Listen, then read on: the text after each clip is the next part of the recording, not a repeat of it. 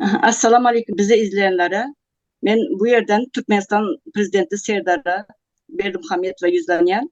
Çünkü bizi izleyenler biliyor ben onu. Çünkü izlediğinin ispatı da bu kızımı geçirmediği belli yani bizi izlendiği ondan geçirmediğinden.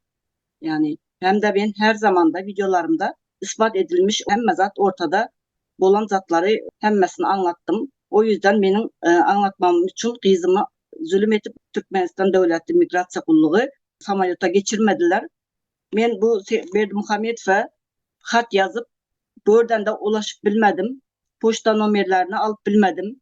Hem de memleketten kızımam. Poçta varsa yani imigrasyon kulluğuna yazıpsınız buldu. Bu yeterli başka hatlarını kabul et bilmeyiz deyip yani kabul etmektirler poçta işgalleri. Şimdi bu böyle zatları inanılmaz yani biz biz yine bir buna değişli olan idarelere 15 mene hem de Reşit Meretova hem de yere hat yazıp hazırlık ettik, tayarlandık. Dizimden hiç kim poçtalar kabul etmedi. Bu zatlar hiçbir kabul edilmez nemeler. Bu da bir çaresini görmesini istiyorum bu nemeden. Yine 5. iyunda kızım içeri yani pasportunu tazelemeye gitti. 15. iyulda da çıkmak için biletini aldı. Yani okulunu devam ettirmek için Medipol Üniversitede ikinci kurs talibi yani sizin haberiniz var mı? Haberiniz yok olsa bunu haberdar bulup bizim bir yaşlarımızın yolunu açın. Bu talipleri böyle durdurmak bir dünyanın hiçbir yerinde görülmemiş zulümdür yani. Bu kodeks yani anayasalarımıza karşı bir harekettir. Bunu yaşlarımızın da men kızımın da önünü açmanızı talep ediyen, sorayan çünkü bu konstitusyon hukukudur, hakkıdır kızımın. Başka yurtumuzun da bir utanışı, bir kara lekesidir bu. Yani beni izlediğinizi, bizi yani arz edenlerin hepsini izlediğinizi, aktivistleri izlediğinizi, gördüğünüzü, hemmemizi tanıdığınızı ben düşünen, bilen. Çünkü beni izledikten sonra kızımı geçirmedinizler. Bunun da ispatı odur.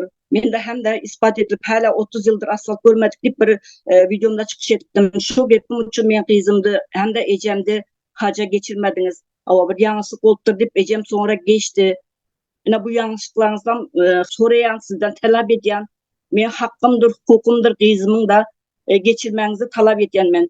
Bu sebebini migrasya kullukları sebebini açıklamasını kızım sorasa bilmeyiz yukarıdan buyruk var deyip ait ne diyorlarmış yani.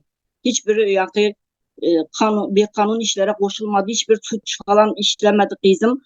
Benim şu Ecem'i geçirmediği için açık e, yani yüzlendim. Ecem'den için geçirmedi videolarında. Bu 30 yıldan beri kara asfalt görmediğini talep ettim yani asfalt nenmesini istep.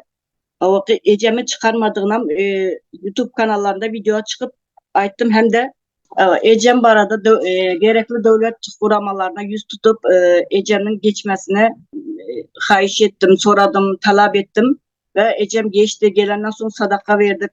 Şimdi de kızımı bey tutturlar geçirmeni. Kızıma sen geçip bilmeyin dedikten sonra ne için sebebini sorasalar sebebi ne değilse yukarıdan buyruk var deyiptirler. Bu buyruktan sizin vermediğinize inanan ben.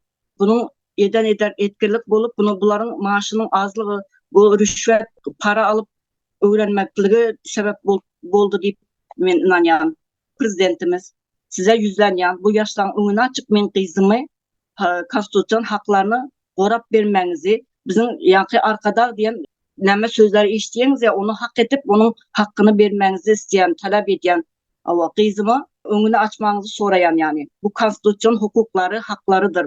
Hem de kızımı hiç yere arz etmesin deyip Ecen hiç yere arz etmesin, Sinem hiç yere arz etme öldürürler.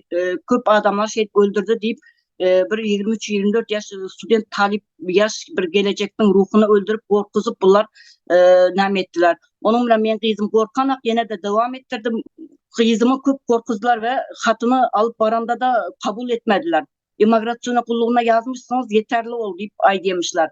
O yeterli değil. Bizim için biz istediğimiz yapabiliriz. Erkin dünyada yaşayız. Arkada diyen adı yani aldığına göre yani o adı almasam sen onun haklarını konstitusyon näme kanunlarımızı korumak için bar dämesin sen prezident yani başımızda onun için bar yani onu işlerde kızımı korkuzup kabul etmediler. Poştalarda barıp katını kabul etmediler. Bir yere yazdınız imigrasyon kulluğuna yazmak gerekiyor deyip yani bolmaca kanunları kanun yalı görsetip kabul etmediler. Yani böyle bir kanun yok. İstedik yerine hat yazıplar, istedik yerine ulaşıplar. Ene şu ulaşıp hatlarını kabul etmedikten sonra ben buradan yüzlerini okuyayım. Sizin poşta numarlarınızı size ulaşıp bulmak kıyın oldu. Ne için böyle kıyınlıklar görüyorsunuz? Ne için siz yani ne bileyim bu Allah'a da ulaşıp oluyor. Allah'ın didarını, cemalını istenler deyip yani Allah'ın kelamı var, sözü var. Benim cemalımı görmek isteseniz yani dua edin deyip sen ondan yani üstün görmek koyması oldu ben anlamadım bu zatları. Bize açıklama vermek zorundasınız. Ne için ulaşıp bilmez, ne için poşta vermeleriniz, numarlarınızı, telefon numarlarınıza biz ulaşıp bilmez, ne için biz internetten her türlü yolları izleyotuz.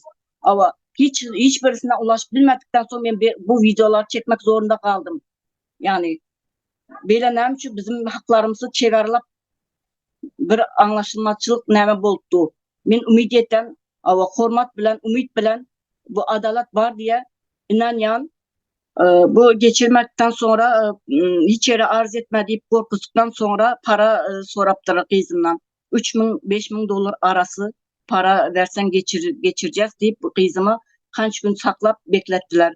Ama kızıma da hem de men öğrettim o para vermegem haram, almagam haram, konstitusiyamıza da kanunumuza da dinimize de doğru gelenek deyip men para zat verdirtmedim. Kızımam istemeye o yolları, o terbiyeni beri otin çünkü o yüzden hemen hat yazdı, hatlarından kabul etmedi. Biz şimdi neyle yol bulmalı? Bize ulaşın, bizim yollarımızı açın.